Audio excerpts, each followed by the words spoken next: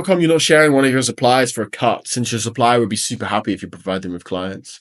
I don't really care about making a cut from it because I don't really care about making money from that kind of thing. Doesn't really interest me right now anyways. Might do in the future. But it's more because it just adds to my liability, essentially. Like, I don't want to promote something, then leads to issues, if that makes sense. And I feel like if I provide a supplier to someone, I say, this is my private supplier. Let's say my private supplier causes an issue for someone down the road with taxes or with just screws someone over or something happens. I don't want to get blamed for their mistake. So unless I'm in full control of the supplier stuff, which we are building some of that stuff out in terms of where we are actually the private supplier and we have people on the ground in China and we do, like, they're my employees and my warehouse in China. I only want to do it if it's like that and I have full control over it, because I don't want to like promote something that, like, you like, if you notice like a lot of these other Etsy YouTubers and stuff, and a lot of these like drop shippers and stuff on YouTube, they always promote products because they get paid to promote products. Like, it's mainly the liability thing of, okay, if that supplier someone over or causes an issue for someone else, I don't want to be responsible for that for like a couple percentage of their total orders. Like, you know,